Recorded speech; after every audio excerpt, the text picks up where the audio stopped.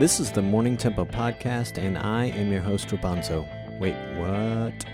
Yes, that's right. Henceforth, my name on this podcast is Rapunzel, but you can still call me Roberto. The short story of this is that I'm a musician, a drummer, and Rapunzel is my artist known as name, the artist known as Rapunzel. It's a play on my name and the nickname of one of my most favorite, yes, I just said my most favorite, drummers in the world, the late, great John Henry Bonham. Speaking of music and drumming, I've been recording music as of late. I recently purchased some recording gear from Sweetwater, the most awesome online retailer of music gear, which is relevant because my guest for this episode is the founder of Sweetwater. But what I really want to tell you at this moment is that I'm collaborating with my good friend Frank Salazar, who wrote the theme music for this Morning Tempo podcast that you're hearing. And I'll be recording drums played by me for the track, which you'll hear in future episodes with the theme music. Frank did a fine job actually creating a drum track with the wonders of his talent and studio software and some sort of gear that he could play on in his home recording studio. But I wanted to have some acoustic drums played by a human. That's me. And Frank supports me. I actually really like what he wrote, so I'll be recreating his composition, but will do my best to put my signature and personality on it. Something worthy of the fine track that it already is. Okay, with that out of the way, many businesses are struggling because of the stinking plague. Some are thriving, and some are doing that by a little good fortune. Others by way of a pivot. I think in the case of Sweetwater, it's a little serendipitous, but my guest, Chuck Surack, isn't sure how long this serendipity will last. I think it's safe to say he's feeling a little anxious, but not just for his business. He's anxious about the many families that are part of the Sweetwater team. While I say there's been some serendipity, Chuck has been a masterful businessman from my vantage point. So, yes, Chuck is founder and CEO of Sweetwater, the online music retailer, and I am a longtime customer. And as much as one can admire a company, I really admire this company. Sweetwater employs 1,800 people, is on target to do $900+ million in sales this year, and is privately owned by Chuck and his wife. That's cool. The story of how he got started in the business is somewhat legendary. It starts in around 1984 when Chuck discovered the Kurweil keyboard, which he reverse engineered and created his own sounds for, becomes the Kurweil go-to guy, and the journey begins. There will be a link in the show notes about that story. We don't get too much into it, although we talk about it. More than Sweetwater, though, Chuck has acquired a few other businesses in his hometown of Fort Wayne, Indiana, and in most cases to revitalize them, even though, to revitalize them. I'm reading a little bit here. I kind of rushed into this part. Let me try it again. Even though he's a speed reader and doesn't get much sleep, I don't know how he gets everything he does done. He's an actively gigging musician, operates and oversees multiple companies, chairs multiple boards, flies helicopters. He's active in his community, and he has a family. I tried to explore some lesser explored topics with Chuck, like the thought behind the Sweetwater product delivery packaging, their dedicated sales engineer concept, and his interest in flying. I believe we peeled back a few layers, but I'm was so excited to have this conversation. It was a lot of fun, too. He's a great guy, smart guy. Yeah, a great conversation. Here is me and Chuck Surack of Sweetwater. All right, so this is going to be casual. It's a kind of a learning podcast, so we're just going to ease right into it. Okay, hey, before we start, I just want to tell you, I've listened to several of yours. I've read a bunch of the articles. It's nice. It's good, uplifting stuff, and I've learned some things, and I appreciate it. Oh, thanks. And you're talking about the business podcast, Morning Tempo one that we're doing today, right? Exactly. Yep. Yeah, I also have the Unstarving Musician, another podcast to help musicians, which is kind of how I obviously came to Sweetwater. But yeah, I'm glad you liked the Morning Tempo podcast, though, and appreciate the kudos. Yeah, no. And what's the musician one again? I didn't find that one. It's called the Unstarving Musician. All right, I'll check that out. No, I saw the ones, like making network Feeling Less Dirty, the legacy ownership one, public speaking. Oh, I watched several of them, heard several of them. Oh, cool. Well, thanks, man. Yep. I'm honored. I heard you. I wanted to tell you that I heard you on the Learning to Live podcast that Chaz Okada did an interview with you. Yep. And he did a great job. I don't know if you're ever in touch with him, but just want past that. I need to send him a message. Say, hey man, nice job on that. It doesn't look like he's doing a lot of episodes these days, but he did a nice job. I did my usual research, and then I'm like, well, I'll just go listen to those 2 episodes and see what else I can learn. Yeah, thank you. Yep. But it was enjoyable. So you've been in Fort Wayne, Indiana since the 7th grade, haven't you? Oh, very good. You've done your homework. Yes. Well, what about your parents? How did they find themselves there, or are they from there? Yeah, exactly. My mom was from Fort Wayne, but my dad was from Eastern Ohio, Youngstown area. But he came to a little town about 40 minutes north of Fort Wayne, where I'm from, and went to college, an engineering school. He became a chemical engineer. And on one of his weekends at college, he met my mom out of Fort Wayne, and next thing you know, they hook up, which is kind of weird to think about now that I've said that. And once he graduated from what then was called Tri-State University, he got a job in Southern Ohio as a chemical engineer. He was responsible for the transfer of heat when they were doing the nuclear reactions at this Goodyear atomic plant. And so he was there for quite a while. And in 7th grade, when I was going into 7th grade, my dad decided that he would want to bring the family back to Fort Wayne, where my mom was from, and have us be closer to our grandparents and that sort of thing. So I went to junior high here in town and high school, and really considered Fort Wayne my home. That's nice. Very nice.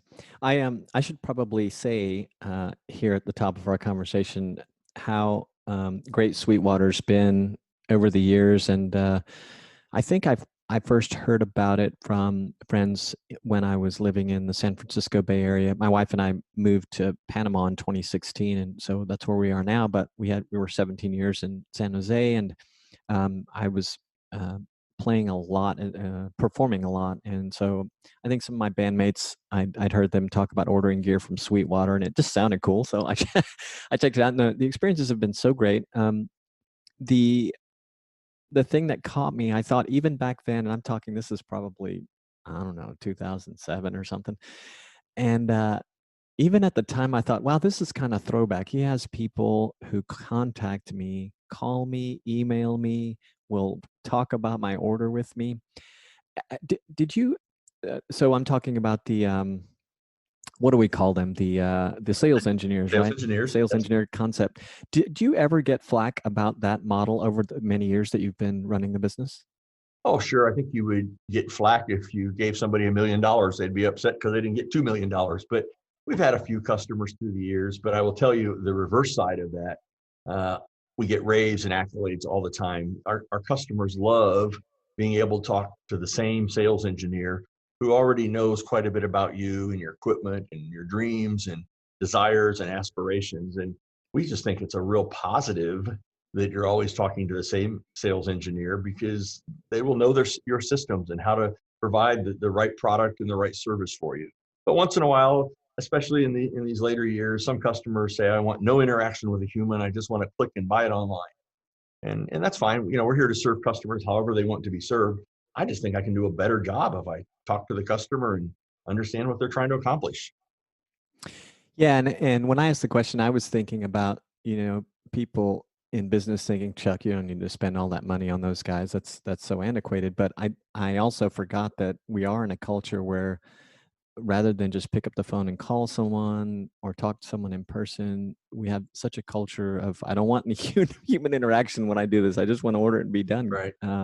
So yeah, it's kind of twofold there. It's interesting. Yeah, well, and I would tell you that actually our model I'm really thankful for our model. It is completely different than the other 5,000 music stores across the country. And it's different. Yeah, it's different than Amazon. We fit neatly in between, where we can really give true advice. How do I use my Apple computer with Mark the Unicorn software and a DigiDesign interface and plug my Gibson Les Paul into it, as an example? You can't get that sort of advice from Amazon, and even the local store today. There's so many brands and permutations of products. It's just hard for a local store to have that amount of business or economy of scale working for them the way it does for us. Oh, I You are know. right. It's an expensive model. Back to your original question, a lot of business owners would say that and aren't willing to put that investment in. But I think it's one of our strengths. It's our differentiator. And from that point of view, it's definitely worth it to me. Yeah, I could not agree more. And the other thing too about that culture and the way that you have specifically developed it. Well, first of all, I've worked in retail in past years, and I'm amazed at the loss of in-store knowledge. When you walk into a place, nobody knows anything about what's being sold there. It feels like. And there are some rare exceptions, of course. And your guys, there's such a team of knowledge there. Like my guy, Josie's been my guy forever, and he doesn't always know the answers, but he'll find out for me because he's got a great team of partners and people there at the company. Which is the other thing. It's the the relentless contact is it's really genuine, because I think also having worked in music retail, um, it, you have these salespeople, and prospects will fall off the radar if they just don't ever buy. But your guys are like, nope, this guy's going to buy from me eventually. I'll just stay in touch with him, see if he needs anything. And I really love that. I appreciate it. And that's really, believe it or not, that's not necessarily based on just wanting to make a sale. I believe, and I don't mean this too altruistic or anything, but I believe we're in the people business. We happen to sell music instruments, but we're in the people business. And, our employees will talk to our friends and we develop relationships. That's what our model's about, is developing a relationship with that end user. And we'll call the customer every week, every month, at least twice a year, depending on the customer's interests and buying patterns and all that. As an example, through the recent pandemic, we didn't want to stop that, but we also wanted to be sensitive to people. And I was a little hesitant at first, but I will tell you, we started making the phone calls and just saying, "How are you doing? Are you still employed? How's your family? Are you safe?" And I cannot tell you how many people just raved that they loved hearing from their Sweetwater sales engineer. They loved a little bit of normalcy in their life, and they appreciated us reaching out. And I instructed my sales engineers, this is not about making a sale.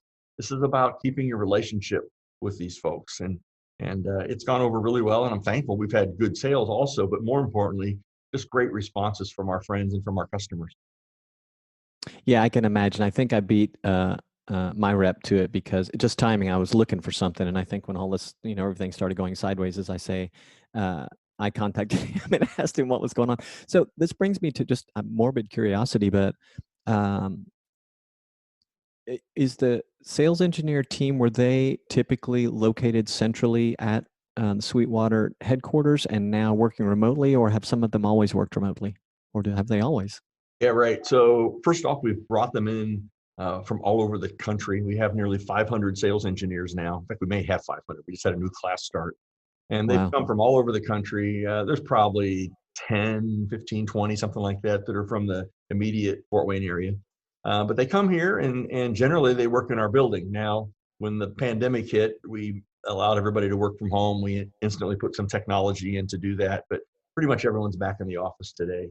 We just, with that, the thing you talked about earlier, having the team of people around, having that the culture and that camaraderie is just really important. And as appealing as it sounds initially to work from home, when you start not having other human interaction, or maybe you have children or dogs or other things distracting you at home, it's not quite as easy or as glamorous as it used to sound. And so, frankly, our sales engineers were excited to get back to work, to be around some other adults and stuff. Yeah, and there's definitely a personality type that enjoys being around team, and a personality type that can manage the distractions of home. And I don't know if you had heard Stacy Bedford from Van Zugel, and they've been a distributed workforce company since day one, but they've had to make adjustments because they're not used to the entire family. The team's not used to the family being with them all Right, the time. So to your point, it's not easy right. uh, during these times. Well, I know where the roots of the sales engineer and that people business comes from, and it's from your discovery of the Kurzweil in around '84 at NAM, and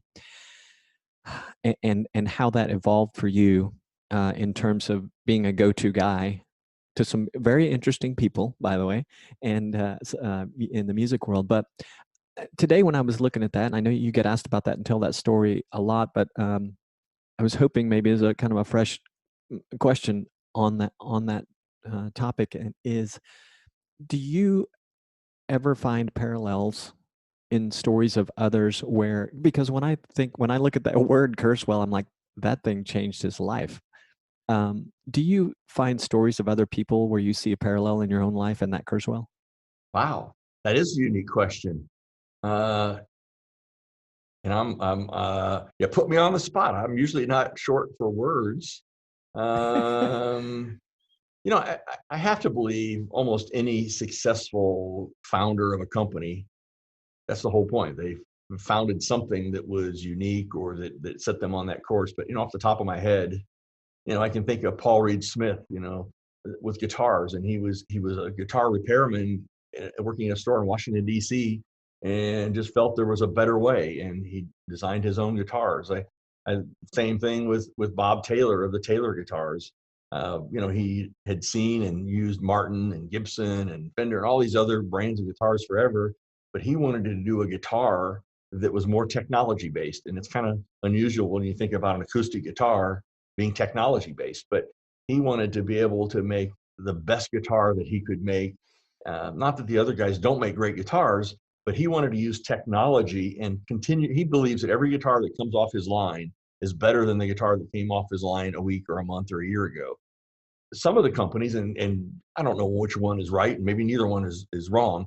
Some companies go, we want to make it the same way we've made guitars for 100 years or 300 years or 400 years.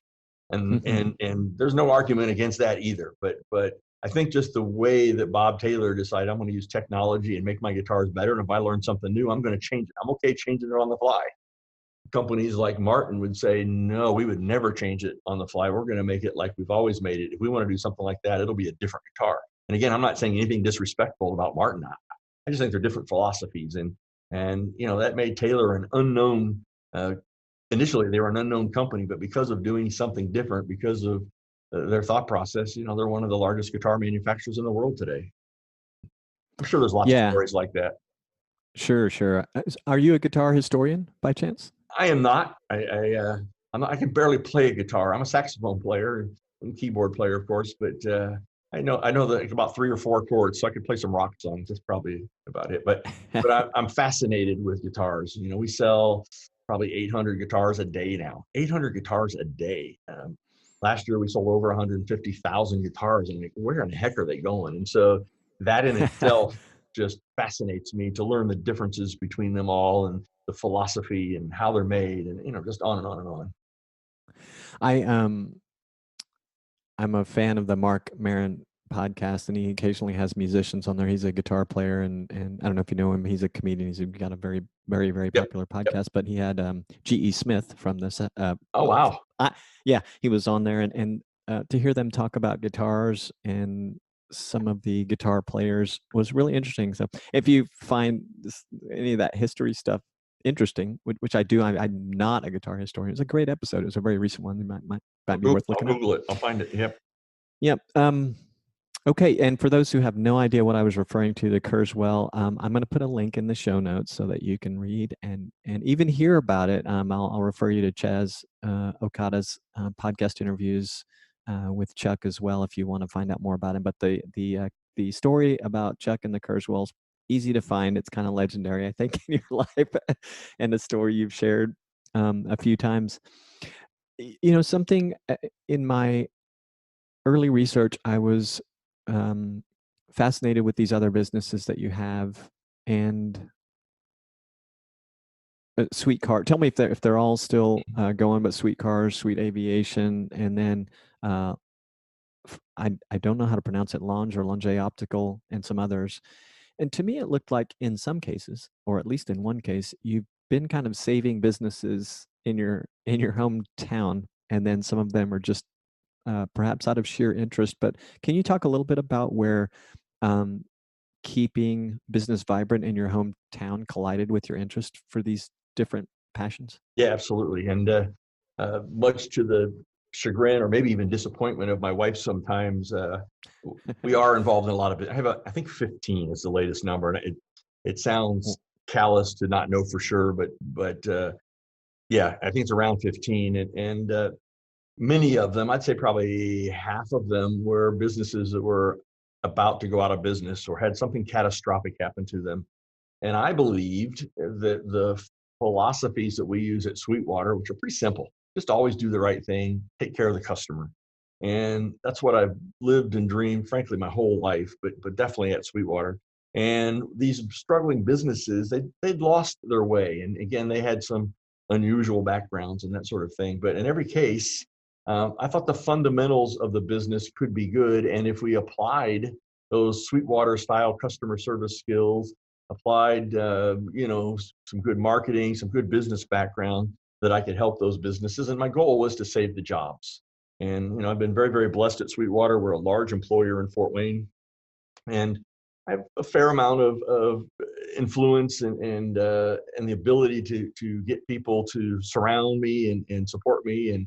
And so in all these other businesses, I bought them and injected customer service skills, injected money for inventory or to move stores or to clean them up, whatever it needed to be. And thankfully, they're all doing really, really well today. And we've kept the jobs in place. So in addition to the 1,800 people that work at Sweetwater, we have about 400 people that work in other businesses that we have. And they all have the same Sweetwater branding somehow. They may not all start with a sweet name like Sweet Cars or Sweet Aviation or Sweet Helicopters, but almost every one of them talks about being a Sweetwater company or powered by Sweetwater, that sort of thing. That's great. I love it. I'm sure they're all doing well in spite of their unique challenges. Um, wow. So 1,800 employees at Sweetwater. Yep. So If I don't over think 40. about it, I don't have nightmares. If I think about it, I might have nightmares when I think about all the families that we're responsible for here. But thankfully, we've been in business 41 years and I've never laid a person off. We're family. We're a big family, but I've never laid a person off, and I would never, ever want to be in that situation. That's amazing. And you're fortunate Yep. for that as well. And you've done obviously some good work to help maintain that track record. And the last number I saw was you guys are, well, I wrote down a $725 million company. Yeah, we did in 2019. We did a little over 800 million, and this year we had a goal of about 905 million. And then the pandemic came, and we're going, oh boy, I don't know what's going to happen. And I will tell you, I'm also, being privately held. We don't have any shareholders or, frankly, much debt to banks or anything. So having an annual goal really is more for fun than it is to satisfy, say, shareholders and like that. So we started the year thinking we'd do about $905 million this year. Pandemic hits and we're going, oh my gosh, what's going to happen now? We ended up for the last 8 or 10 weeks, and I'm embarrassed to say this, but our business took off. I know a lot of companies, a lot of individuals are suffering, but being a mail order business, people were sitting at home and they were ordering things to be shipped to their homes. And we've shipped home recording equipment. We've shipped lots of guitars to people that want to begin to learn how to play. We've shipped iPads to nursing homes so they can communicate with their loved ones. And I'm very thankful that March, April, and May have been extraordinary months for us. In fact, May is the largest month we've ever had in the history of our company. And so I'm still on pins and needles knowing what the rest of the year is going to look like. There's a lot of talk of 20 to 30% unemployment. And if that really happens, who will our customers be? But so far, 6 months in, we're having a really good year. And we think we'll be in that $905 to $950 million range, which is just absolutely stunning, humbling. There aren't enough words to describe. I started humbly in a VW bus 41 years ago with not nearly a plan this big or a goal of this big. And just, I've been very blessed, been in the right spot, the right time. A lot of great customers have supported us. And frankly, just having a lot of great employees have made the difference. That's amazing. I'm very happy for you and the entire family to hear that. Well, as I mentioned, I have this Unstarving Musician podcast, and I do interviews with independent musicians predominantly. And the conversations I'm having inevitably are, we're talking about things involving kind of a pivot in what's going on. And clearly, if people weren't set up at home to do things like streaming or recording. And I'm one of the recording gear guys, customers. I guess I'm a pandemic recording purchaser. It was just odd timing or coincidental timing for me, but I have been thinking, oh, what a great, well, what an upside, I guess. I found this and probably am getting into it at a time when others are kind of maybe forced a little bit to focus on their own recording things that they were doing, or maybe getting or starting off like me. But yeah, amazing. I'm so happy for you guys, and it's really interesting. I mentioned Stacy Bedford from Van Zoogle. She said that their business was going gangbusters during this time too. An unexpected but pleasant surprise. And it is interesting to see how many businesses are thriving, isn't it? Yes, yeah, it absolutely is. But I will say this, with so many of our customers being musicians, and I'm involved in live music a lot, and it is absolutely frightening to think about. We may not have. I mean, most of the professionals are canceled the rest of the year's tours, and I'm the board chairman of our Philharmonic Orchestra, and we're right now contemplating, will we even have a season this fall? And it's just sad and catastrophic because, first off, it's the livelihood of just millions of people. But even beyond that, besides the livelihood for the musicians, it's one of the things that makes our society better. Having music and having music and listening to others makes us a better community as a whole. And you carve a part of that out. And I just think every one of us, whether a musician or not, are going to suffer by not having live music. And I just hope it comes back sooner than later.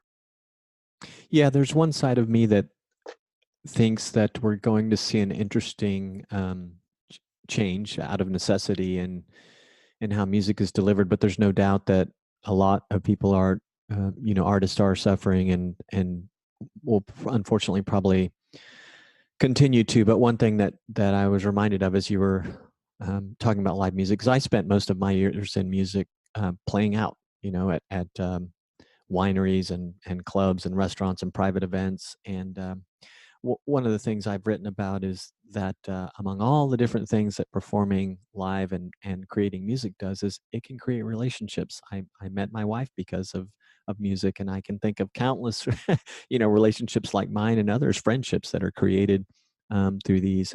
But fortunately, that's not completely gone. And we'll keep our fingers crossed, I guess, for all those who continue to stay with their music career in spite of all the strange times. Yeah, absolutely. You're absolutely right. The human connection and meeting your spouse, that is pretty good. I'm sure you're not the only story like that. And Yeah. The other interesting thing, though, I will say, and I do think it'll come back. It's going to come back maybe with some different rules and all that. I just feel bad in the meanwhile to have people suffer.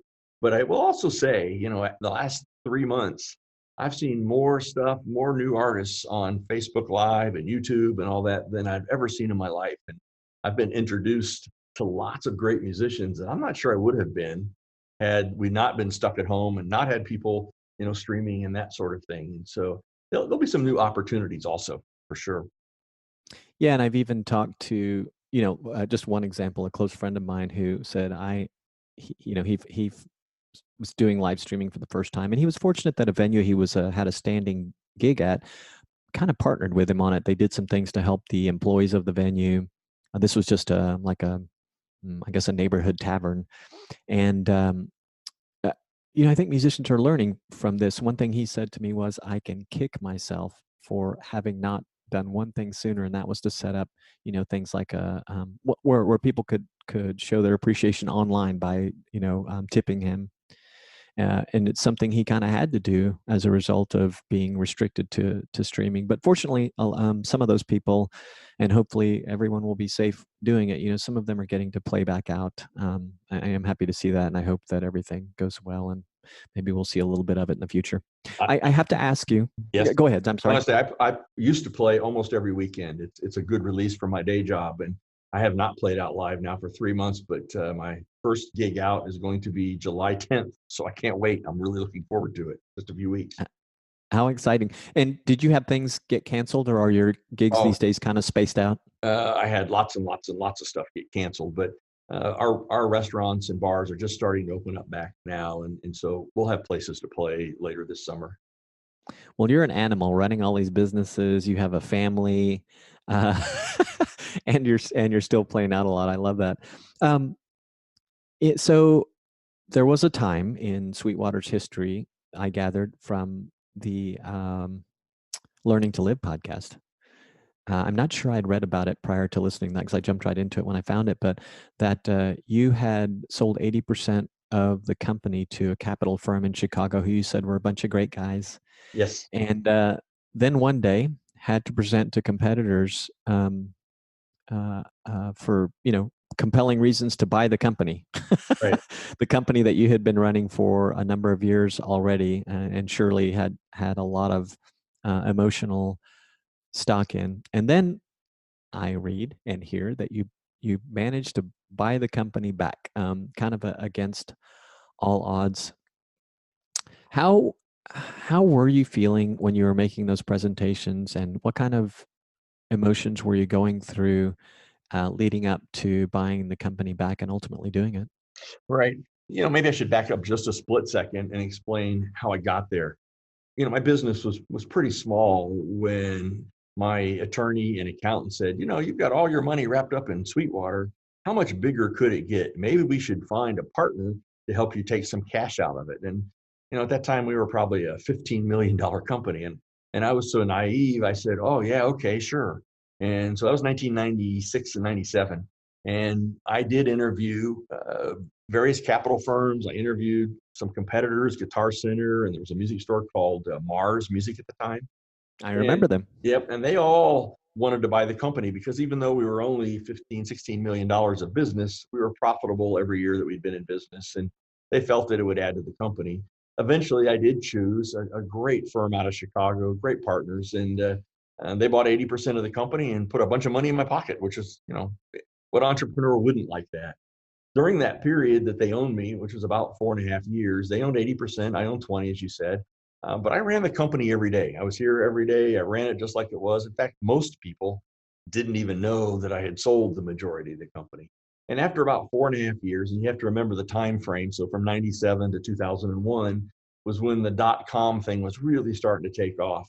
But it was also in 2001 starting to come back down and become dot-bomb, if you will. And there were very few internet things that were successful. And so my partners at the time said, it's time for us to get out. We've been involved for about 4.5 years. It's been a good ride. We've been growing 15-20% a year, but we want to take our cash out. So we need to find a buyer. And so they did make me do presentations again to Guitar Center and several other capital firms and other big companies in the country. And the best offer, frankly, came from Guitar Center. Guitar Center really wanted to acquire us. And through a variety of discussions with then leadership of Guitar Center, I didn't like what they were saying. And so I went back to my partners and I said, I would like to buy the company back myself. I really don't like the Guitar Center offer. And they were good people. And they said, well, but we have to accept that offer because that's the largest offer and we're 80% in control. And I said, well, I'll raise the rest of the money and match their offer. And they're very smart MBA type guys, and they scoffed at me a little bit and said, well, we know you can't raise that much money because we know how much we gave you 4 years previous. And what they underestimated was the lifetime of relationships that I had in Fort Wayne. And so I came back to Fort Wayne and went to 20 of my friends, doctors, attorneys, accountants, and said, I want to buy the company back, but I need to borrow some money. And without fail, every one of them said, well, I didn't know you'd sold it, but we trust you, Chuck. Sure, we'll help you. And wow. so 19 of the 20 people loaned me anywhere from $50,000 to one person loaned me $1 million. And I'll also say I got a bank involved to loan money on the inventory.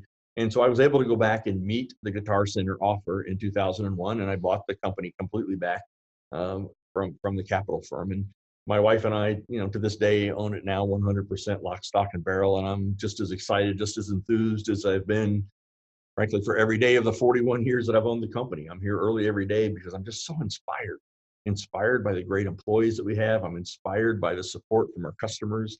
And frankly, it's just a lot of fun. Why wouldn't you want to be in a business that's a lot of fun? Yeah, absolutely. So I'm guessing you would never trade that experience for anything. But if you were able to speak to your 1996 self, or whenever you were at the precipice of all this happening, uh, what advice might you give yourself about what was coming ahead? Well, that's a great question. I will tell you, once I sold the company to the partners, and this maybe goes back to your last question a little bit, but when I sold the company to those partners, I did go through a short period of remorse. I mean, I've got a bunch of millions of dollars in my pocket, so that's a great thing. But I also felt remorse, and almost like giving your kid away or something. And so there was some regret. But I will tell you, they let me run it. So I mean, they were hands off. I met up with them a couple times a year. I sent them financial statements. That was about it.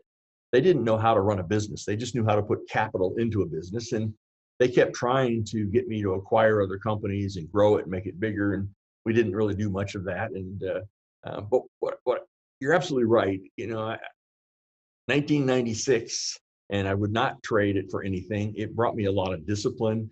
It brought me the concept of thinking bigger. I don't know what I would have done differently, knowing what I know today, because they were the right company at the right time in the right place. And I'm thankful for the process. And it's also a lot of fun today.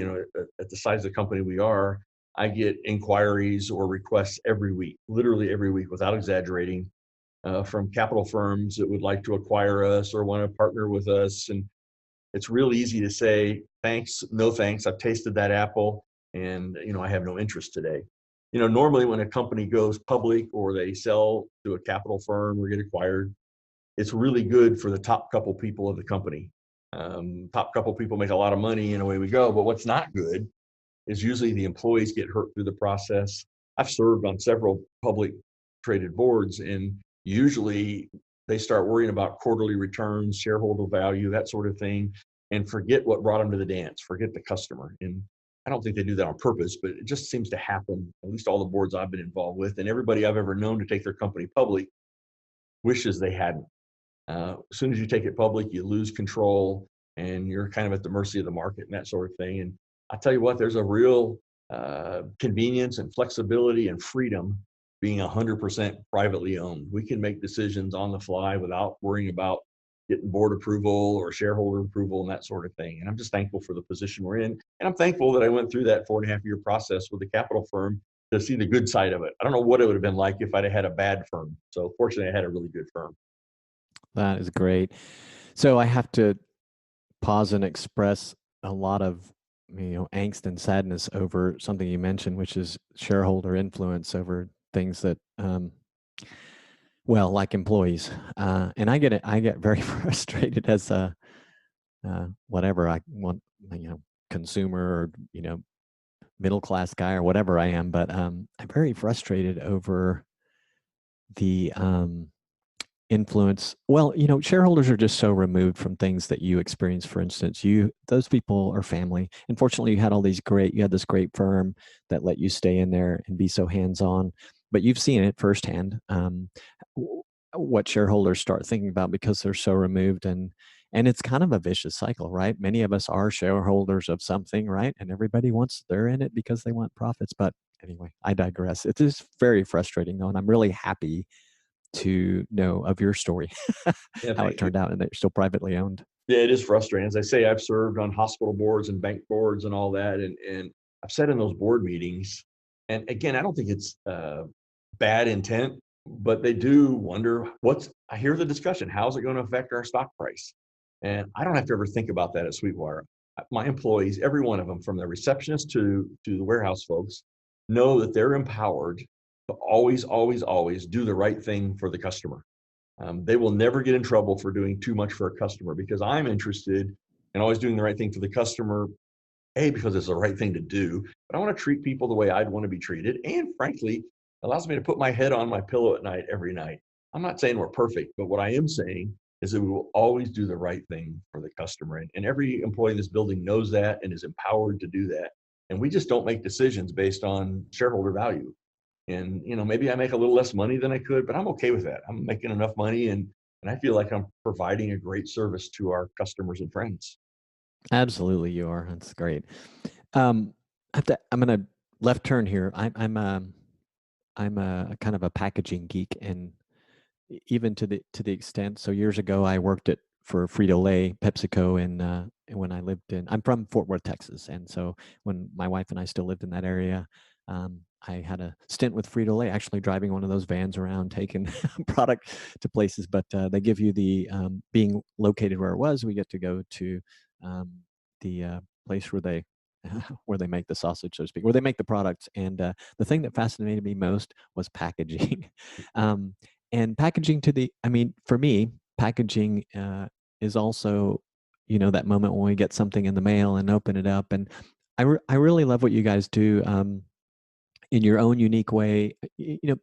Probably most people think of Apple when you hear the this phrase or this idea that we want every day to feel like your birthday when you open a product, an Apple product at your at your house, open the box.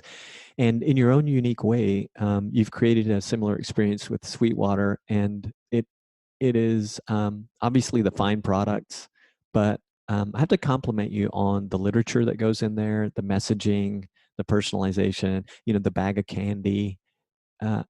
Why? What? Where did you pick that up along your way in life that would be such a cool thing to do? Yeah, thank you. You're very perceptive to pick up on that. Um, you're right on the money. I teach all of our employees. I want when the customer opens the box that they go, "Wow!" I want it to feel like a birthday or a Christmas present. And you can't do that 100% of the time, but we really, really strive for that. And we have standards on how the product is put in the box. We have standards on where the packing material and how much and the candy. And the candy was something we've done for probably 35 years of our 41 years. And frankly, it's just a little small handful of candy, as you know, and it's just a sweet way to say thank you. That's really all it is. And we've had lots of accolades for it. Once in a while, we get people upset. Why are we putting this awful candy in? But it's just meant to be. It's just meant to be a simple thank you. That's all it is. And I just think you can buy from 5,000 different music stores. You can buy from Amazon, but I don't want that difference. When you open the box, it's the Sweetwater difference. I want to show that we really, really care. And we spend more money than we need to on the packaging, but I just can't imagine the disappointment. You order something, it comes to your house, and you open it up and it's defective because of poor packaging. It's hard enough to get something to ship across the country and not be damaged or stolen off your porch, but I want to do everything I can from our end to make sure that first experience is just a wow moment. And we talk about make it a wow experience or a wow moment. Do you remember? Yeah, no, I didn't directly answer your question. I just have always, I don't remember, but everything I've ever done was finding ways to add value, to give extra. There's a term from down in Louisiana called lagniappe, which means a little bit more. And so we do that with everything we do. And whether that's a keyboard that we sell you, we're going to probably put additional sounds in it. Whether it's a guitar, we run it through our, what we call a 55-point check evaluation, where we absolutely check the guitar before we send it to you. We offer 2-year technical support for free, and on and on and on. And just frankly, doing really, really high quality packaging has always been something that's critical to me. But I don't remember exactly where it happened. I have a theory that just came to me, and it is that being a child of the snail mail business world, what before the internet, as was I, that you are very familiar with that experience, both from the customer side and from the reseller side. You probably just sort of subconsciously recognized a good presentation versus one that was okay. Yep, you're probably right. I'm going to go with that until I come up with a better idea. But absolutely. But I don't know how we started it, but it is absolutely critical. And every person that packs there's all kinds of instructions around and how to pack, and they get lots of training and on and on and on, because the worst thing we can do is do a great job finding the right product for the customer. Salesperson does a good job of recommending it, making the sale, and you're anxiously awaiting it, and it gets to your doorstep and there's something wrong with it because of packaging. That's a big fail to me. Yeah, absolutely. And then another area of interest for me is Sweetwater U. You said you had Sweetwater University. You have some new people coming in. The sales engineer force seems to grow, and I presume you may have other areas of the company that go through some sort of training, but it sounds very intense from what I have gathered. and feel free to talk a little bit about it to describe it. But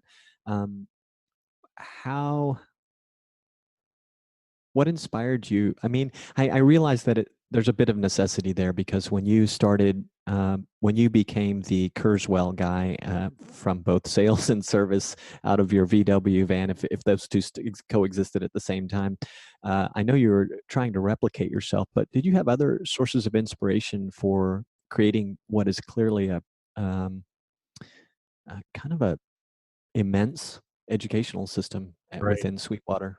Yeah, good question. Um, it really started because when the second employee came to work for me, I had to impart so much knowledge into him that I just knew instinctively because I had lived it, breathed it, so on and so forth. And we started actually very simply at a local restaurant. We would have a breakfast every Tuesday and Thursday morning, and we'd talk through technology things. We talked through sales processes and on and on. And as the company kept growing and more people, we outgrew the restaurant at some point, and it became more formal probably 25 years ago or so. But if I fast forward to today, we literally have multiple classrooms that are set up classroom style. And then we also use other parts of the building, our theater and all different kinds of places. But a class is typically about 20 to 25 employees. Sweetwater U consists of 300 different classes today. And as you said, it is actually very formal, but it's 300 classes taught by about 80 different teachers. And it's 8, 9 hours a day. There's testing along the way. We really, really believe, well, let me talk about this first. And the kind of stuff you learn is everything from how to use our information system. We've got a state-of-the-art, unbelievable customer information system where we keep track of everything from dogs' names, children's names, birth dates, dreams and aspirations, but also the way our products get shipped to FedEx or UPS, or how our catalog works, how our phone system works. It's all driven by this custom information system. So we spend about a third of those 300 classes learning how to work that. We spend about a third learning how to develop relationships with end users. A lot of sales training. We learn, we read the Stephen Covey 7 Habits books, and some real basic sales training sort of things. And then the final third is technology. Even though most of my folks come to me with a 4-year music technology degree, we got to make sure they're up to speed on the latest and greatest stuff. And it's a moving target. Things are moving all the time. And so we spend about a third of our time just making sure we understand digital audio and analog audio and speakers and guitars and drums and all the technologies that we sell. Eventually, after 13 weeks full-time like that and passing the various levels of testing and all, you can then be put on the phone as a sales engineer, but not until then. I don't want anyone on the phone who's not completely prepared. We believe that every employee in our company is either adding credibility or taking credibility away from the brand that we've developed. Obviously, we can't have people take the credibility away from our brand. So we don't let anybody talk to a customer until they've been through that whole Sweetwater University. It's almost like getting your doctorate. It is pretty intense. We lose some people in the early days when they find out the pace and that sort of thing. But generally, they make it through and we're doing well. We hired 104, 105 sales engineers last year that all went through that program. We'll be doing this. We have been doing the same even this year through the pandemic. I think we're in our 4th or 5th class right now of people. And then, as you said, lots of other people in the company go through various classes. I teach a class on what it takes to be successful at Sweetwater and talk about the history of the company, and everybody goes through that and on and on and on. But in addition to the training of Sweetwater University, every one of our sales engineers has to also attend a Tuesday morning and a Thursday morning 1.5-hour session, and that goes on for the rest of their career here. So they have 3 hours of training every week where we invest back in them. Again, more sales training, more product demos, that sort of stuff. And I think it's a lifetime. We can't stand still. It has to be a lifetime of learning if we're going to be professionals and experts in our field and give good recommendations to our customers. Yeah, and I have heard you say, sales is the lifeblood of business. In spite of all the other valuable parts, you just can't make it go without sales. So you've clearly invested well there. Thank you. Yeah, absolutely. Salespeople are the backbone of any business, and without sales engineers or salespeople in any company, you don't need a receptionist, you don't need warehouse people, you don't need marketing. By the same token, at our company, and I think most good companies, we're all a team. My sales engineers are not very good at packing boxes. They're not very good at doing marketing, although they may think they are sometimes. And so it takes all of us as a team. And I will say that nobody in our company is any better or any worse than anyone else. We all deserve to respect each other, and we all have dreams and aspirations and that sort of thing. And so even though salespeople sometimes are making the big dollars and accolades are thrown their way, I really work hard to make sure accolades are thrown to our whole company. And I have picked up on that when you had this conversation in the last podcast, or in that podcast I mentioned at the top of our conversation here, that you are quick right after saying that sales are the lifeblood, that there are all these other important pieces too. So I'm sure everyone at the organization appreciates that. You are self-described as self-taught at just, well, I don't know about that, but you are self-taught at just about everything you know today, barring influences and the education you have and whatever family and the business teaches you. But and that goes from reverse engineering, the Kurzweil, and to who knows how many other things, and this fortunate sort of ongoing interest in technology that you've had, because you certainly started at a time when, yes, there was plenty of technology, but boy, have things changed, right? And you've maintained this self-interest and probably have learned a lot about it. I don't usually ask this question, but the one I want to ask is, are there habits that you or techniques that you use in your learning new things? Yeah, great question. And I'll hit the beginning part of your question even more directly. I don't have formal education in the sense of going to college like most of my colleagues do, and most people do today. That does not mean I'm uneducated. I happen to learn really quickly. One of the best classes I ever took in school was a speed reading class, and I just read and read and read. I read ferociously. It is not unusual for me to read 3 or 4 inches of printed material every day and be online reading several hours a day. And I really am self-taught in everything. I've done every job in this company, from electronic repair to accounting to, I did all the computer programming for a long time. I do electronic work, from fixing Kurzweils to aligning tape recorders and all that, designed our customer service philosophies. I will also say that I've surrounded myself with people that now do all that stuff probably better than I could do it. And if I've done one thing smart, I've hired really, really good people around me. But I'm just inspired to learn, and my challenge is that there are so many things that I'm interested in, that there aren't enough hours in the day. I am thankful I don't sleep a lot. This morning I slept for 3 hours and 10 minutes, and the 3 to 4 hours is a kind of a normal day for me. So I've got another half a day or a day when the rest of the world's sleeping. I'm doing things that I'm interested in. There are 2 things in life that I've taken formal lessons in, only 2 things. One is golf. I didn't start till I was in my late 40s. And so and a lot of friends were playing golf and business was happening on the golf course. And I took a few golf lessons, and I'm an awful golfer, so those didn't work. And then the other one is at age 50, I wanted to learn to fly helicopter, and I was just fascinated by the technology. And my dad had been a private airplane owner, and helicopters were just fascinating to me. And so you were required by the FAA to take lessons with a certified flight instructor.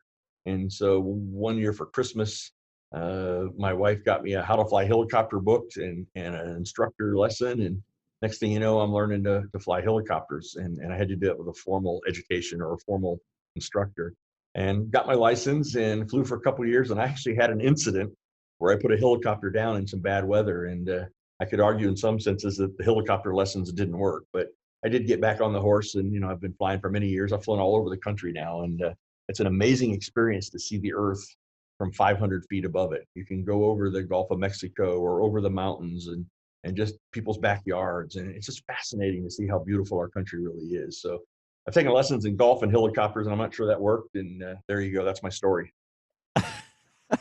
Well, I agree. The world does look beautiful from a helicopter. Just as someone who's been fascinated with them, never flown them, but have ridden in some small ones, and things are very beautiful from up high. Okay, I have one more question for you.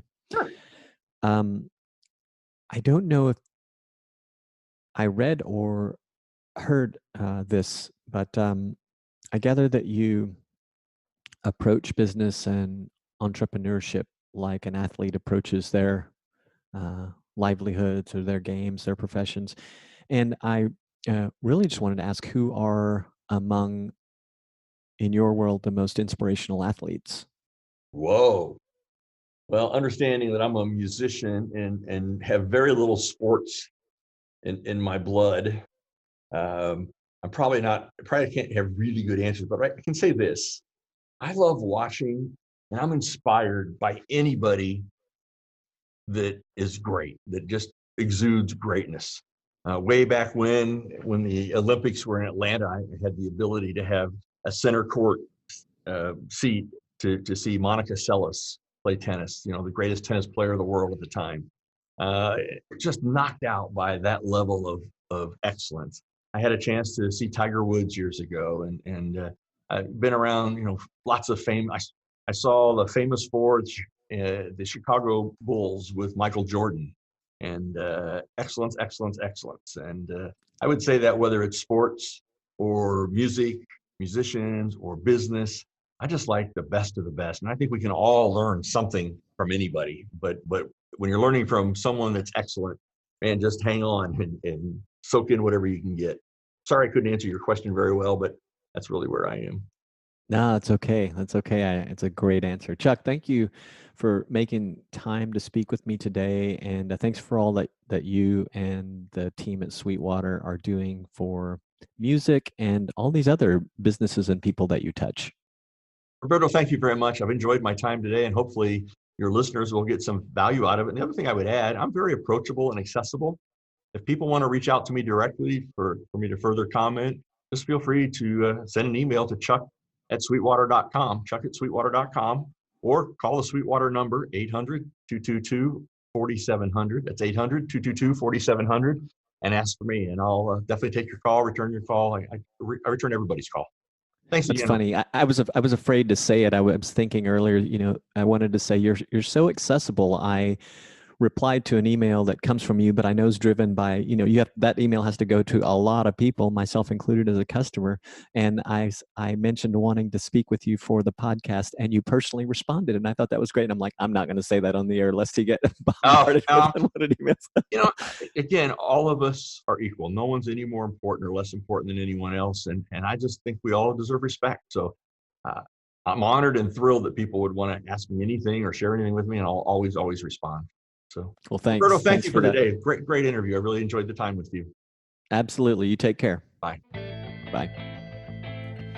This episode was powered by ConvertKit. More than just an email marketing company, ConvertKit is focused on landing pages too, giving beginner creators everything they need to start building an email list.